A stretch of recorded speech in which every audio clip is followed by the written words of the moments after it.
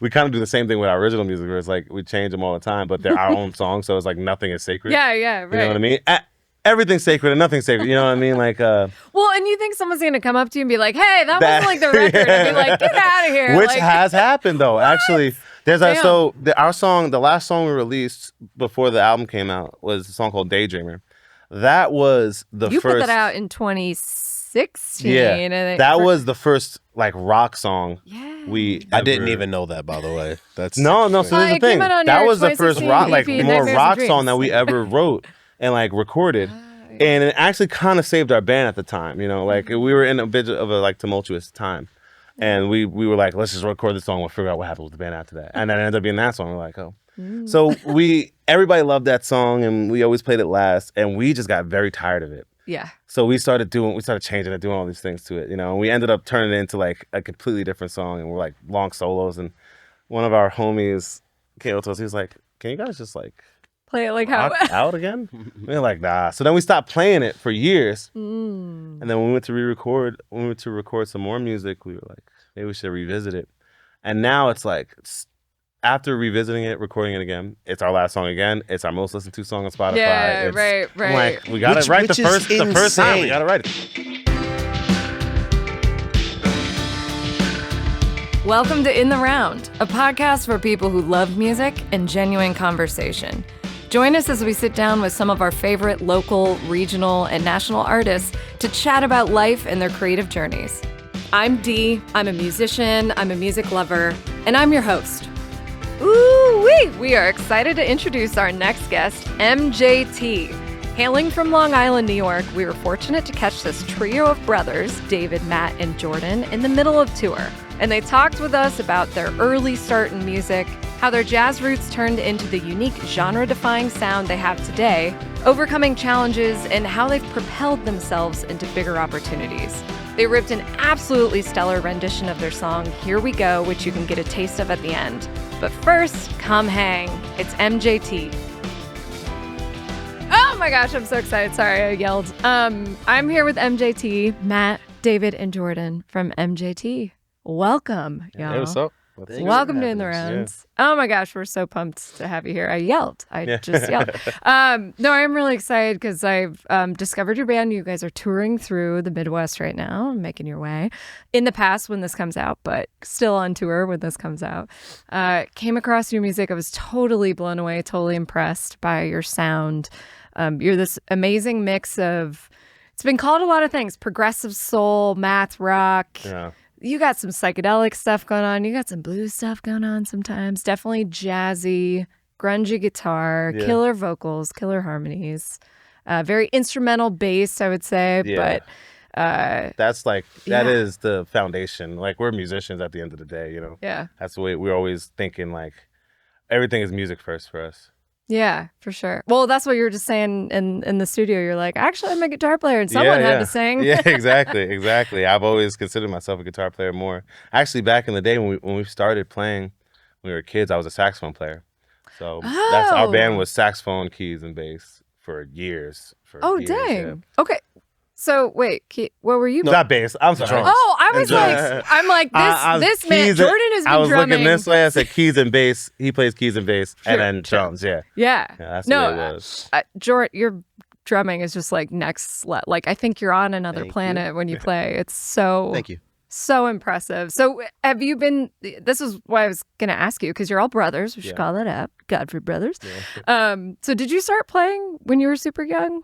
Yeah, we started, I was 11 or 10 when we started playing shows. 11, I was 13. Yeah, 11. And he was 6 when we started the band. When we started the band. No wonder, it shows. You got to leg up on It's been a while. It's been a while. Wow. But it was a jazz band. That's our name, stems from that. Like, all of our middle names are Michael.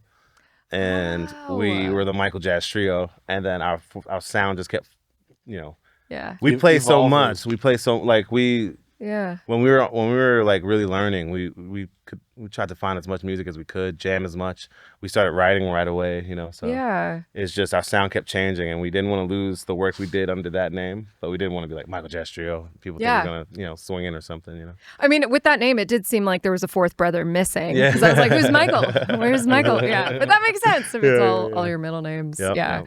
And so, what was it like growing up on Long Island? Like, running around playing music, obviously. It was interesting because, I mean, it's an island. I remember the day I realized I grew up on an island because it's like, it's New York still, so you don't really think of it that way. Yeah. But I was like driving around, I just kept hitting water, and I was like, wow, this is an island.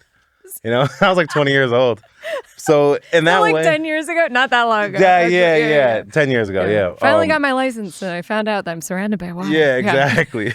One of the cool things about living on Long Island, though, was realizing over time how many different influences, how many different kinds of people live here with proximity to New York City. So, like, it was easy for us to not just be in this little whole of our own. We got exposed to many different things that were pretty easy. And then along with, like, us growing up through, like, the internet being as significant as it is today, you have access to everything. So between that and then growing up where we grew up and being around, you're never too far. There's always a lot of cool people in New York City, and there's always a lot of cool people in Long Island. Funnily enough, though, my point was going to be the complete opposite of that. It was like, but you're right. That's something to consider, where it's like, with New York City there, we always had, like, and we're so partial to New York City because it's Well, yeah, it's New York. Yeah, it's New York. Yeah, it's like the greatest place in the world, But Long Island itself can be a bit of a bubble, so that's where it gets interesting. It's like traveling around Long Island playing. Sometimes it could feel like you're just rehashing the same things, but then hour and a half you're in Manhattan. Yeah, and that's right, and then it feels like another world. Yeah, exactly. So it was interesting for that. But we played on the east end of Long Island a lot. A lot of wineries and when we were younger. Yeah. I've been very privileged to play Jones Beach, actually. Oh, yeah. And that's one of my favorite Jones venues. Beach is one of the great venues in the country. Amazing. Yeah. I always talk about the backstage because, like, catering, you sit on the dock. Yeah, on the water, absolutely. and it's just we so just cool. did that for the first. Well, didn't get catering. But we just went back rub there. it in, but I had catering. We're working towards it. But we were back there because, like, we were talking back there about Alter Bridge and how we toured with them. So when Creed came through town, because it's the same band, we went and hung out with them, and that's how we ended up on the cruise that we're doing. Okay, I was going to ask you about that, so we could pivot to that, because I was curious. You guys have been obviously playing since you were kids, but like, I was curious about the trajectory that got you to, because again, your sound isn't exactly like, when you look at the lineup that's on that cruise, you wouldn't be like MJT, you know? But I see it because you're all such incredible players, and there is this like rock undertone, like absolutely jam rock in the best possible way. That could appeal. So we met Miles Kennedy on. We opened up with another artist we were backing up on Slash's tour, because Miles sings with Slash. Right. Yeah. And we met Miles, and we ended up realizing, talking with Miles, that we have a similar background where he grew up playing jazz a lot and went to school kind of for that, if I'm not mistaken. Yeah. And then loves all this old jazz stuff, but plays rock all the, Yeah. So we ended up talking about that, and we became friends, and there was an opening on their tour, and he kind of just stuck his neck out for us and had us jump on there. And from that, we just became friends with the whole band, Well, not the whole, honestly, friends. we became more friendly with everybody when we went to the Creed show at Jones Beach. Right. And we were just hanging out with them, and they were like, "Oh, you guys should play the cruise." And we were like, "Yeah, sure." That's, of course, yeah. A couple days later, we got an email. It's like, "Wow, that's incredible." Yeah. That is incredible. Yeah. I think that speaks to, though, like, just you guys being here today. You're very personable and very friendly and very open and just stellar musicians. So I think all of those things together are in your favor, right? But I think also they're really good dudes too, though. Like they're really down to like push the needle forward. Like there's a couple bands on that cruise that are not the most known. Right. So it's like they're trying to introduce people to these new acts. So they're just like some of the best dudes we've met in the industry. Very genuine. Very genuine. So cool. And I don't know if you've like Googled yourselves recently, but there are Reddit threads upon Reddit threads about you, because they're all like, "Who is this opening for Alter Bridge? Who is this?" And then people are like, "Oh my God, I love them." It's always like, "Who is this? They have less than 4,000 followers on Instagram." And then it's like, "Oh, I love this band." So you're getting some good like street cred out there. We're trying. You actually had a quote from an interview like 10 years ago that was a question asking about where do you see yourselves in 10 years? Sure. And you said you hope you had the same amount of drive that you do, Sure, that you did then. Wow. Do you feel that? You know, it ebbs and flows. He's like, I'm tired. I feel that. What do you mean? Like, I feel like we have 1,000% more drive these days than we did 10 years ago. Yeah. It's like, it looks different, I think, you know, where it's like, in some ways, I guess the drive is just different. It's not the same drive, but we're just more, you know, we're more seasoned. We know more about the industry. We know more about ourselves, you know. Yeah. We know more about the music we're trying to make, you know. So, and, you know, there's days where you're like, oh, man, because we've been a band for almost 20 years. So. Right. We're young, and your but brothers. yeah. And you're together all the time. Yeah. Right? So some days it's like, wow, how long do we have to do this? But then there's other days where it's like you end up backstage at Jones Beach with Creed, and you're like, what happened? You know, how did this happen? You know. So it's like the drive to create, I think, hasn't budged. If anything, has gone up. The drive to be like, I don't want to say anything like, it's not necessarily famous or something, but like just to be whatever, that is like less important now than it was then. Yeah. Now It's it's become like, more clear over time. You know, you're shooting for other things. Yeah. And well, success changes, right? Yeah, as Absolutely. you develop and you learn more, you know, he brought up a good point. It's now when you know more, it's easy. That's what the drive. It's not like it's just different. It's a different kind of thing. You know, there are certain things that a bunch of years ago we were like, yeah, let's go do that. Let's just go do that right now. And now, you know, you can see certain things coming from a mile away. It's like, we're not going to go do that. Yeah, right. We're going to do this though. And then there never is eliminated this point of like, and there are some things that you don't know. You just, you're going to do it and you're going to be like, oh man, now we know not to do that. And sometimes you're going to do things, even on these last few runs that we've done, you know, I know for myself, like I'm going into this and I'm like, ah man, this show is going to be great. And then we're like, mid. And then you go into and you're like, I'm not really feeling the show. And you're like, was this the best show on the run? Yeah. You know what I mean? And like, so it's hard to know, you know what is going there. So that's why I guess, like you said, the drive is important to just in the same way of treat everything like it's super important because you never know what's going to be. And you need that always. You never know who's in the audience, right? You never do. And I bet you've had this experience where there's been 4 people there, but they become your diehard fans. Absolutely. You know, because you're and you guys put on such a killer live show. You have a bunch of great videos on TikTok and Instagram of you guys just like crushing it. There was actually a review someone did a few years back. You were playing some like tiny dive bar type situation somewhere. Started with a P.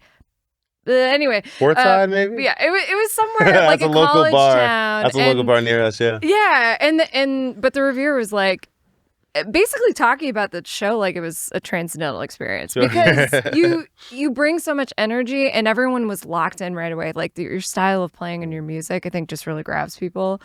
We're huge fans. All 3 of us are huge fans of John Coltrane, and that's was some of the first music that was introduced to us. And if you listen to John Coltrane, it's like there's some songs where he's like really reserved, but you know, there's songs where it's just like you get everything at once. And that we fell in love with. And like being able to do that in a way that's like not too much. Like it's not like someone just like not knowing how to be reserved or intentional. It's like intentionally like Unreserved. showing this emotion, you know? Yeah. Which is like the thing we're always trying to push the limits. And sometimes that means we crash and burn, you know? Sometimes we find a boundary. Yeah, sometimes it's like, all right, we got to pick ourselves up, dust ourselves off kind of thing. But that also, living that way as musicians gives us the ability to like really reach certain places that are like a lot of other people that we've come in contact with have been afraid to even try to get to. You know what I mean? Where it's like, because it's like you don't want to be on stage and mess up. It's like, well, if we mess up, but at least we're trying our best, you know what I mean? What's so fun about that too, and I think that this comes across a bunch when we're playing, because, you know, when I think about myself, I'll talk about myself as a keyboard player, I know a million keyboard players that I look up to that are better than me, you know? Well, I look up to you now, so you know. Well, thank you. But like when you get comfortable in your own skin and your own ability, and you stop thinking, because that was something, as when I was younger, I used to think about, oh man, I don't play like this, I don't do that, I can't do this, I can't do that. But when I got comfortable in my own skin, where it's like, I genuinely know that I try every day to be the best player I can be. We try to be the best group that we can be, the best band that we can be. The thing that people see is that it, like Dave said, you know, with certain cats that we like to listen to, like Coltrane, among others, the best thing you could ever be is genuine and leave it all out there. And I think people, you have to give the audience a chance to respect that. You know, like when, no matter what, you know, there are some shows of ours that are better than others, where we're more on than others. Sometimes we're trying things and it's like, yo, that's, to me, like the coolest thing ever. I was talking to my friend recently of like the coolest thing still, no matter what, till I die, I think will always be when you're in a moment on stage, live, when you're playing, and you try something that you've never done before, and the other guys also do it at the same time. You're like, how does this always happen, you know? Yeah. But that's also the brother thing for us. True. Yeah, true. Synchronicity. I mean, you have blood in addition to, it's, you know, real. Playing together. Yeah. Absolutely. So like when you realize that, like, every single time you are doing anything in front of, there could be 10,000 people, there could be one person.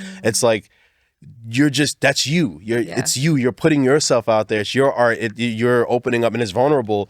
But when you're able to lock in and just do that all the time, like, hey, whatever happens, I don't care how many people's listening, how many people cares. I'm gonna do this. And I think what helps us a bunch is growing up playing the local Long Island, basically bar scene. You know, I know I have friends that have played, you know, their own originals and writing and doing that stuff, but we've always done the original music thing, and we do the cover thing, and we just hustle, and however much music we can play and get under our belt has been the thing that's driving us. That, all right, well, no matter what we're doing, it doesn't matter. We can just go out there and do it. You know what I mean? And really put our all into every single note. And I think that's the takeaway. So when people say things like that, I really appreciate it, and it's never lost on me how like amazing that is, and cool that people take time out of their day to write up or say things, even come up to us after the show. I'm super grateful for it, and I think that's what people see is like, look, you just got all of me out there. Yeah, you know. Yeah, no, I even today you played "Here We Go" for us live, which I cannot wait for people to see. Oh my god!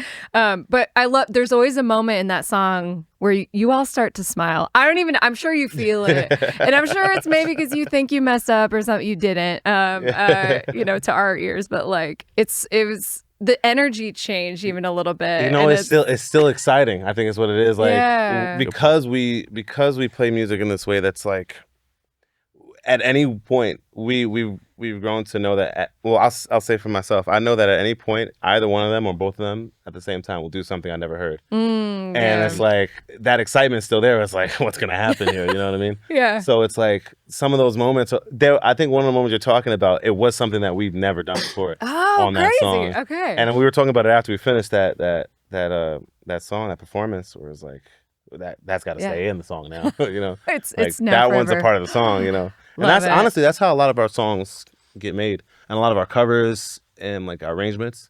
Like we don't really sit down and learn songs. We just start playing it. I want to ask you this. Okay, so is it like a jam that then develops into kind of like when it comes to the writing songs? Say which part?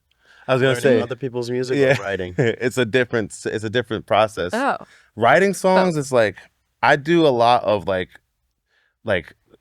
foundational things. Okay. Like putting together chords and stuff and lyrics, and then we'll come together and start just chiseling away at at that kind of block of whatever, and then sometimes it'll like he has a idea that morphs with this idea perfectly. Like one of our songs, "The Man in Static," was born that way. Oh god, that song's so good. I love it. It's just like. So in that song, right, there's a section, there's like a clear difference between the first half and the second half. Yeah. The first half, me and him wrote years ago and could never figure out where it should go. And then one day we're playing and he's like doing whatever he was doing. That was his next part. And I was like, yo, I forget who actually said it, but like we ended up merging, and it was like, now we have a song. Both things were unfinished ideas that became a song. But when it comes that makes sense because when you hear that song, the beginning of it almost takes me back to like Incubus meets something. Like it sounds like the fact that you wrote it a long time ago, I think makes sense. Like it has kind of this like 2000s vibe in the best way, like in a way that I love. But then, like, kind of morphs into and it's fully instrumental. That is fully instrumental. Yeah. You know, honestly, mostly because I couldn't figure out what to sing over it. I mean, when you're singing it on your guitar and stuff, like what? There it is. Well, and now it's become this thing, we'll go with that. like a trademark thing for us. It's like it's become a peak of the show that people who have been, you know, coming to see us or seeing our videos online.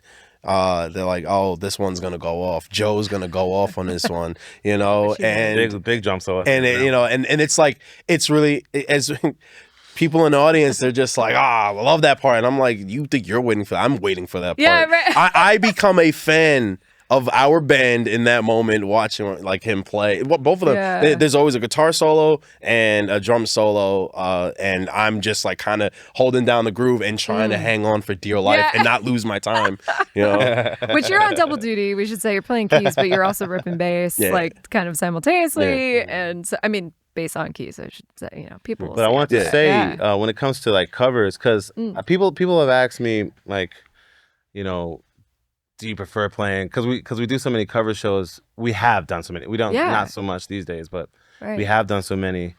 And the way we play covers is like we don't play them like the originals at all. You know? So people are like, do you prefer playing your music or the covers? I'm like, I just love music. So when we play covers, we'll just like we know them. You know, they're in your head. So we just start playing them at gigs, and then we play everything different. Every time we play it a different way, and then we mess up. Whatever. Right. But you know, like, we've gotten good at like messing up and being like, that didn't happen. Yeah, I'm not sure if I even ever told you guys this before, but like there was a song. I forget what songs we play in our set, and I ended up on a gig with some other guys, friends of ours, that know us very well, seen us a bunch of times, and we're going to play that song. Like, I'm gonna go and play this part. Like, did you notice when I played this part in the song, you know, like the record? And I'm like, what are you talking about? He was like, the part, like it's the part. And I'm like, I've never in my life heard this song before. He was like, you guys play it all the time. And I'm like, yeah, Dave started playing it one day, and then I started playing it, then Jordan stared playing it, and that's how I've never actually heard the record. Which makes it fun. It makes it fun, you know? It's like there's a parts of songs that like can't change, you know?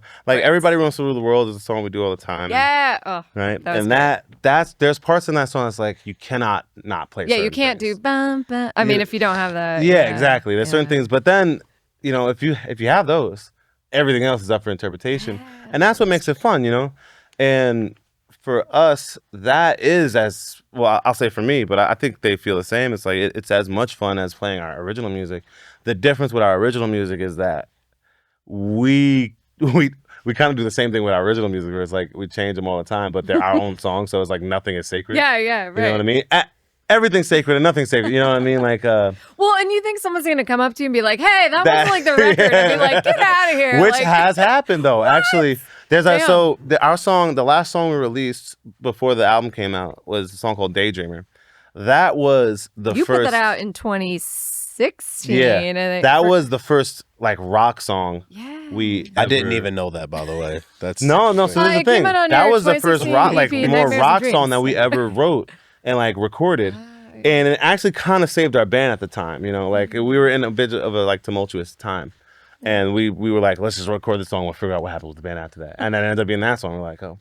So everybody loved that song, and we always played it last, and we just got very tired of it. Yeah. So we started changing it, doing all these things to it, you know, and we ended up turning it into like a completely different song, and we're like long solos. And one of our homies came up to us, he was like, can you guys just like play it like how out again? We were like, nah. So then we stopped playing it for years. And then when we went to record some more music, we were like, maybe we should revisit it.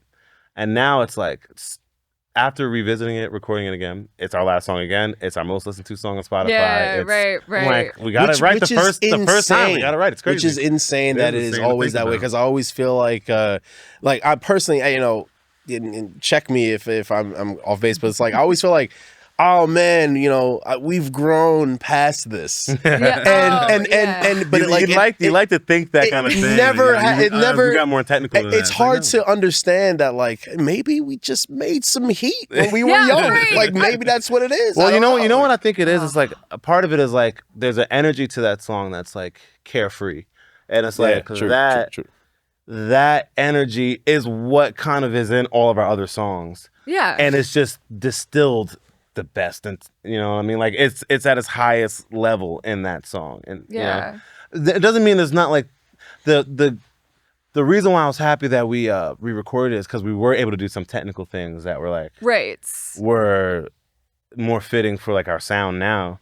We were able to make some parts like a bit more intricate than they were. But at its essence, it's just a rock. It's a rock and roll song. Yeah, and isn't it? It's got kind of that groove, like almost like a Black Keys track or something. Yeah. And that's I think what makes people come back to you know. And they play like when you listen to a Black Keys song, you're like, this is 3 notes. Sure, exactly. It's like the attitude that comes with it. I think you're right in the lyrics. But no, that's a good point. The groove of it. I always forget that because like I don't think of it like, oh, it's a super groovy song. I'm like, this is like whatever higher energy. People are like, oh, this is like a soul song. I'm like, no, it's like God. It's I hear it in my head. It has its parts. We want to thank our episode sponsor, Uptempo Music. It's a great spot whether you're a beginner or a gigging musician. They've been in business for over 23 years in Beaverdale, so come check them out.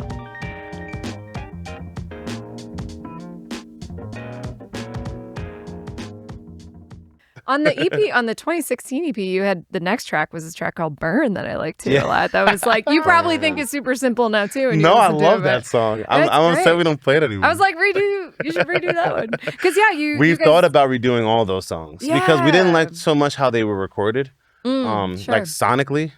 So like we just didn't know what we were doing. Yeah. When we were you self-recording or No, we were recording at a studio. Some homies of ours that they knew what they were doing. We didn't know what we were doing. Sure. Like we were new to recording that kind of thing. We had recorded a bunch of jazz records, but which are not on the internet anywhere. Thank God. Yeah.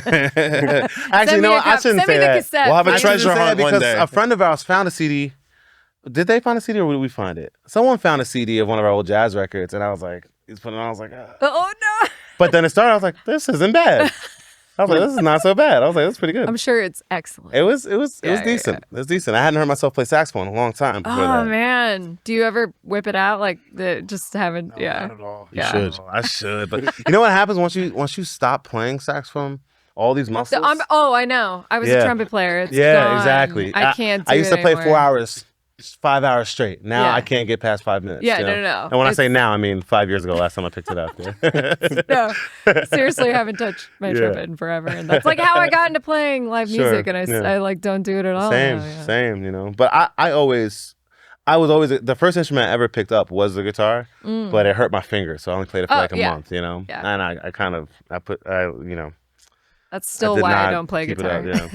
But I stopped playing that, and then I got to saxophone, but then I played bass actually before I got back to guitar. Oh wow! Okay. So I technically rubbing it in. You play everything. Cool. No, I'm just kidding. Well, bass and guitar, it's funny.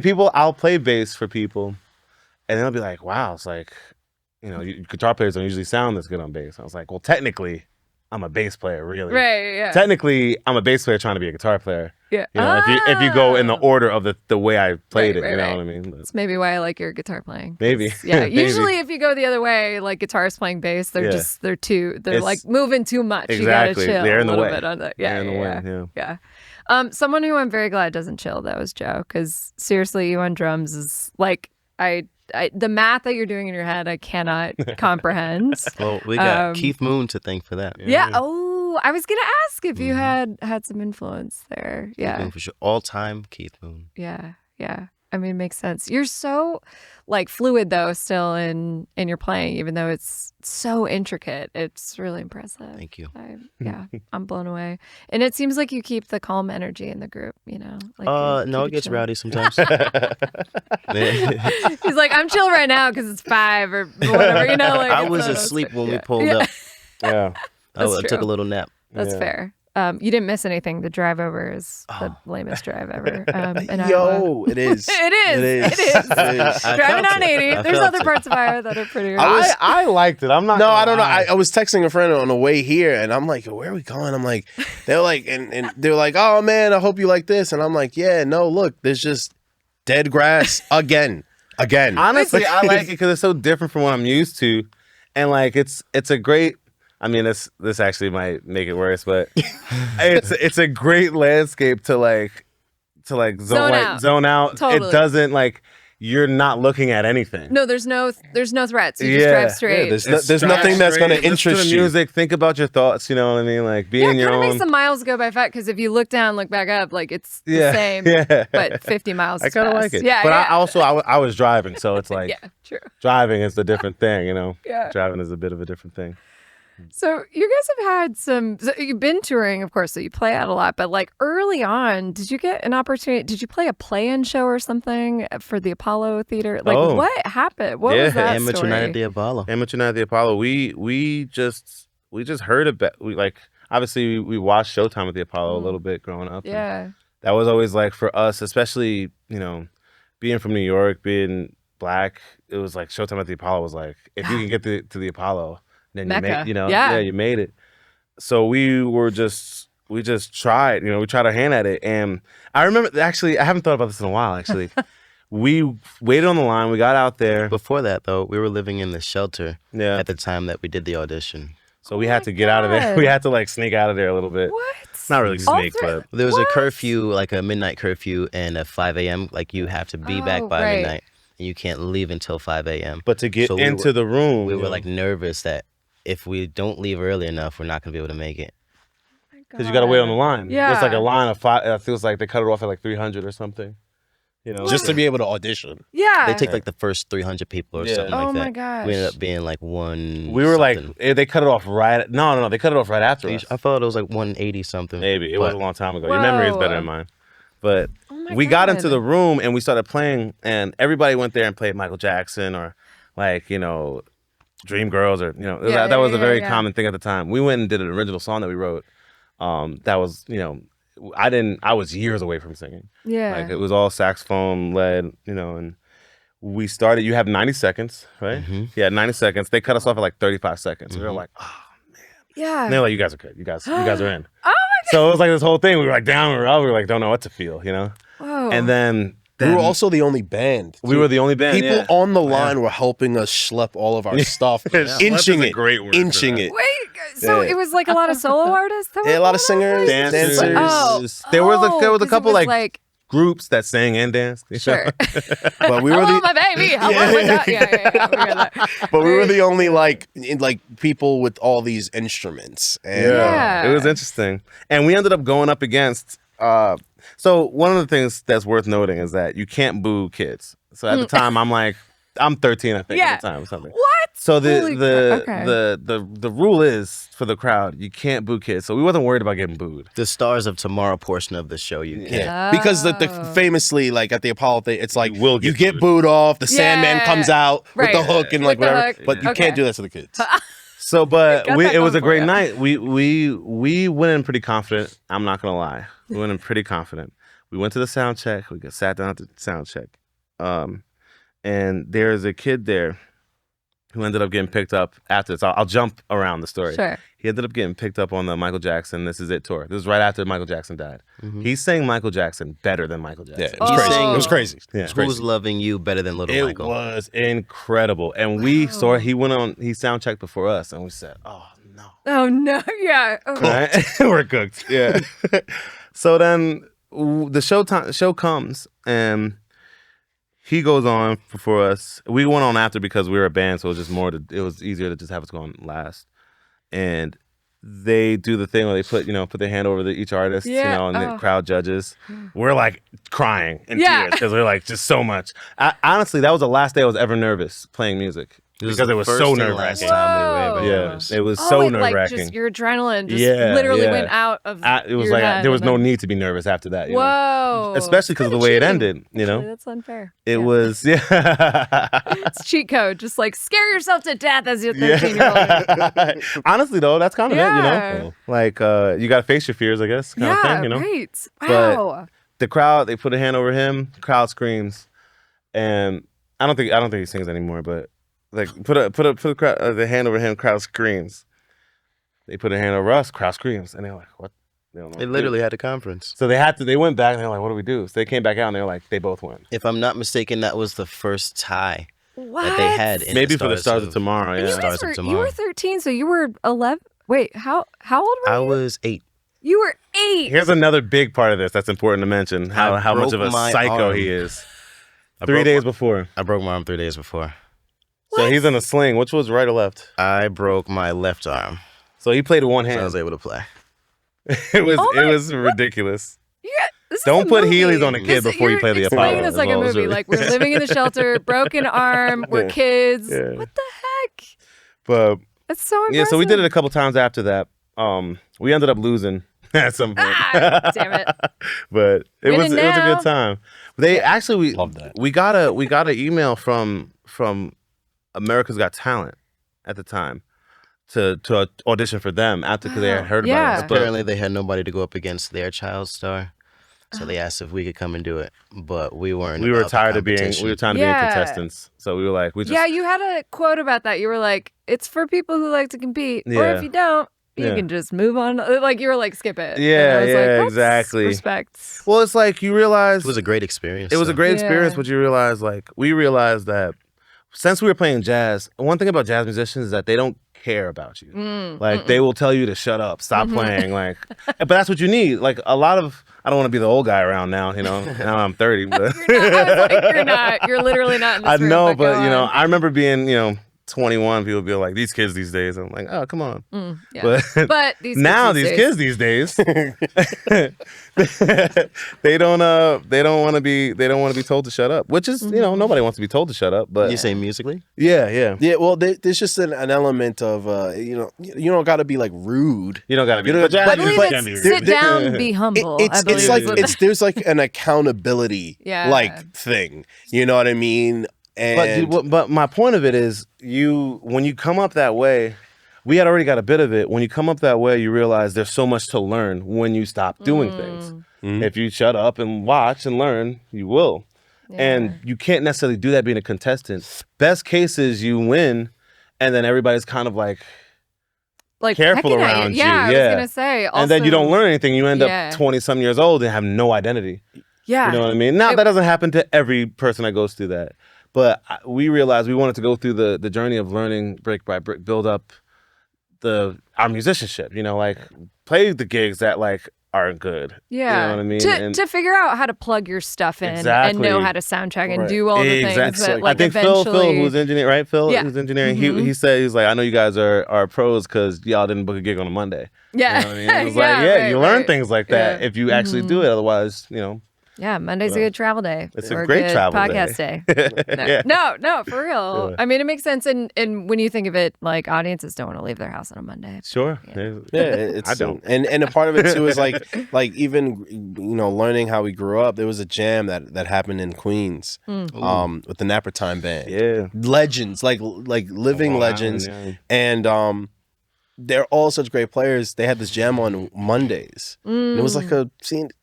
Pretty versatile, like funk, R&B, soul, music jam. And we would go, and we were like kind of too young, I think, to be there, but they let us in. And like, if you're here, then they let us hang. They let us hang, and we would go and watch them. They were incredible players, and then we would try to go up and jam. And I'll never forget the first time this guy James, the keyboard player, and they were like, yo, come up. And I'm like, all right, what song we playing? And they were like, this song. I'm like, oh, okay, I'm good. I don't know this song. I gotta sit down. They were like, nah, just... You're gonna play. It's in this key, and I'm like, "What do you mean by that? What's a key?" It's like, and like I, had knowledge of music and music theory at the time, but like that was just like some bananas thing. I've only ever played music with these two dudes in my life. I've never ever played music like this with anyone else, and now I'm doing it with like here.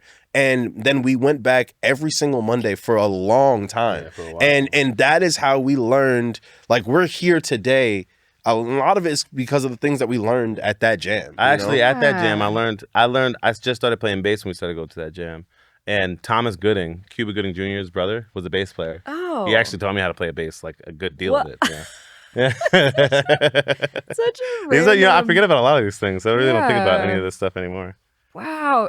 That's such a good way, though, to, again, cut your teeth. It's just like, I love that they were so welcoming for that because you're so young and it's just like, you don't know. Well, what's also interesting, too, is like we ran into our fair share. So I assumed for a long time two things. One, that everybody knew right away out of the womb what they wanted to do with their life. Right. And I learned when I got older that like people are like 50 years old. They're like, I don't know what I'm doing. No. So I'm fortunate for that too. I always assumed everybody did things with their siblings. I also learned that that's not true. Yeah. No. And so like in doing all this stuff, learning all of these things were so pivotal.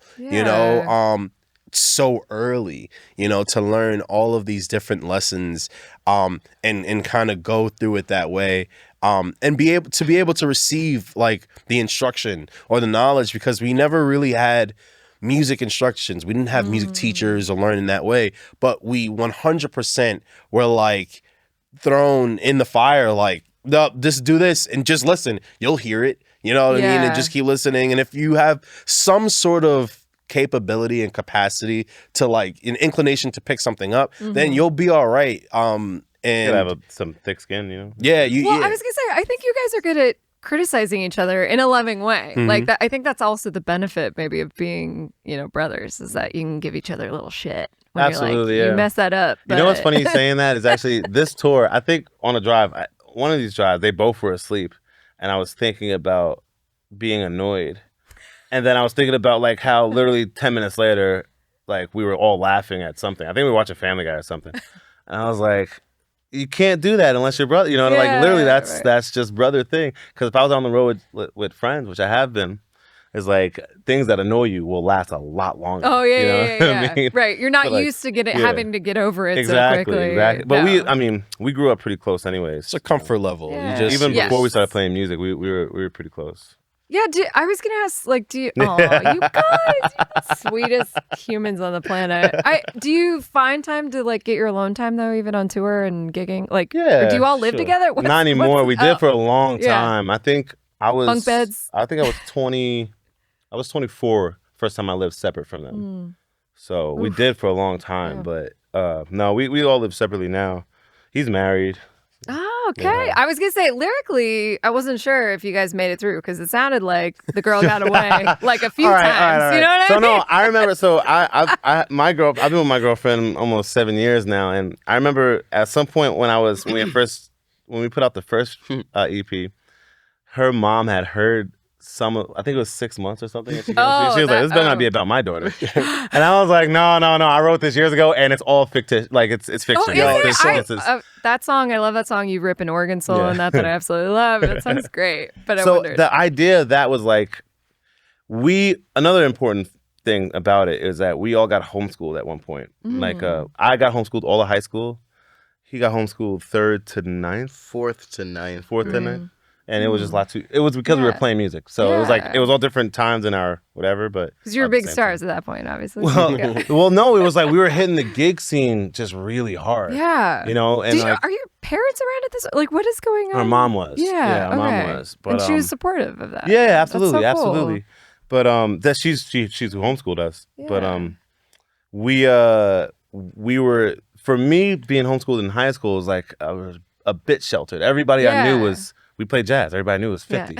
You know what I mean? So it was which to this day. So they were taken is the point. They were, 100%. To this day, I feel more comfortable talking to people that are older than I do people my own age. Yeah, there's like a relating factor of it. It's like, so the record your was Tinder's like probably weird. Okay, sorry. It's been some years since I used it. Yeah. But that's gonna come back to me. Yeah. No, I swear, I don't have it. Yeah, sorry. It's taken 7 years. We established this. This is just me. But it took me a couple years. It took me a couple years to acclimate to people my age, because I wasn't around them at all through that very important time. Yeah. So like when I was like 19 years old and we're hanging out at like bars and stuff, which I mean, right. We're underage, but whatever. No, we're there to play music. It's fine. Yeah, exactly. We're around people that are like, 19, 20, 21. And I just am seeing all these things, dating, relationships that I'm like, this is not good. None of this is good. I don't like this. Yeah, no, I don't like this one. Exactly. So the record was like, I wanted to make a concept record. So Mr. No One Part 1 and Part 2, I wrote the lyrics all at one time.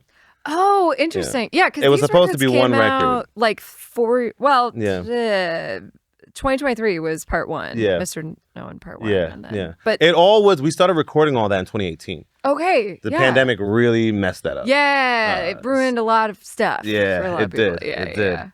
But okay, the idea was to put it out as one record in 2020, and it just never happened. Yeah. So everything got pushed back. But the concept was... Which is why I say that the pandemic did not mess anything up, because then we wouldn't have Part 1 and Part 2. And a lot of the recording, a lot of my vocals happened after, because I got better. Oh, yeah. I redid a lot of stuff. You're like, we'll just wait.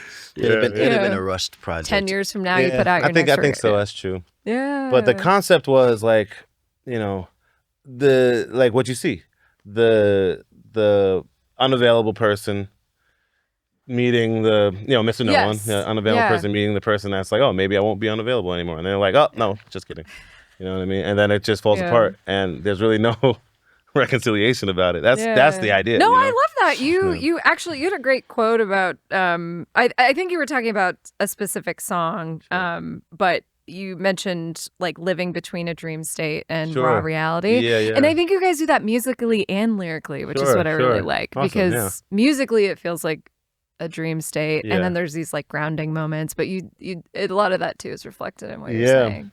Honestly, I multiple times, a lot of sleepless nights writing those lyrics, because I was like, maybe I bit off a little more than I could chew, like trying to write a story like that. I was reading a lot at the time, and I was reading a lot of like Lost Generation kind of, Fitzgerald is somebody I've read a lot, Hemingway, that I've read a lot of. So at the time I was reading a lot of that, and I was like, oh, I want to write a book, and I was like, I can't do that, so. I'll try to write an album that's a story, and then that's just the idea that came, and kind of funnily enough, I'm thinking about revisiting something like that on another project that we're working on in the future, but it's this idea of like kind of like pain and pleasure, you know what I mean? Which is the project I want to work on is like going deeper into that. Yeah. And then as I started like reading stuff about that, and like Eros, the Greek god, is something that's really it's on my mind a lot right now. Symbolic for you. Yeah. And I realized that is kind of the same story, you know what I mean? This idea of pain and pleasure. It's like Mr. No One is this almost hedonistic figure, but almost like stoic also, you know what I mean? Like it's doing both things at once, which is like kind of it was a weird way. Living in this day and age of like the internet and all that, it's like you can oddly live in both of those things at once. Oh yeah, you know what I mean? It's like the line between love and hate. They say it's actually very thin. I feel like pain and pleasure is a similar thing. Absolutely. It hurts so good. But they feed each other. I was reading. I can't remember the name of the author, but she talks about it as like back in antiquity they would say like somebody. I think. Can't remember the name either, but they would say sweet bitter instead of bittersweet, because things are sweet and then they're bitter. Like you love something, and then once you get it, then it's like, oh well, now I have it. You know what I mean? Kind of thing. Yeah, so, interesting. All that's kind of playing in there too. Oh yeah, no, I'm excited to hear that, because I think that's a really interesting exploration, especially the times that we live in. I feel like there's a real like appeal to violence, like if you think of it that way, right? Yeah, absolutely. And how we're so desensitized to it. It's really what it is. Yeah, and it's like you need more and more. It's like a drug fix, and exactly. It's like how far are we going to take it? I don't know. And it's like, but it's bad for us, but we want more of it. But absolutely. I can't stop watching it. Absolutely, no, absolutely. Yeah, that kind of idea is in so many parts of our lives. That's the interesting thing, and it's like especially in the online space, it's like you see a horrible thing, and then it's a bunch of comments of people saying like how this should never be anything that anyone's ever exposed to. Yeah. Underneath the video that they just watched. And they shared it. And it's just like, no, it's only out now more because you engaged with it But okay. That's what I mean. You can do just call this project the algorithm. That's what we call it. That's the balance between pain and pleasure. Maybe. Yeah. Like the Shouts out to Lucky Day. Lucky Day. He did it. He did do it already. Lucky Day did it already. Oh yeah, true. Oh man. No, I absolutely just love your music. It's been so fun to get to. One perk of my job is I'm forced to listen to your music on repeat. And I was enjoying it very much. I'm so excited for you to, keep touring and please come back again. Absolutely. Of course. This is the best. You guys, so when this comes out, you will be still on tour, and the Summer of the 99 cruise that is April. Yeah. Like 11th or 14th 17th. or so. Yeah. In there. So definitely check out MJT on tour. You got to listen to the music. It's on all the streaming places. You can go get the deep cuts on Bandcamp, which is where I found them. Yep. Along with some interesting artwork, actually. I was curious if that was all of you or what. Yeah. That artwork was various ex-girlfriends. I love it. All right, even better, even more of a deep cut.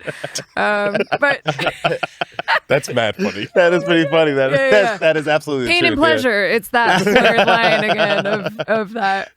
No, but I it's been like so cool to get to listen to your journey, and you're just such incredible players. Like I'm surprised the room didn't catch fire when you were playing. It was just we're all blown away here, and God, thanks so much for coming in. Thanks for having us. This is our pleasure. Yeah.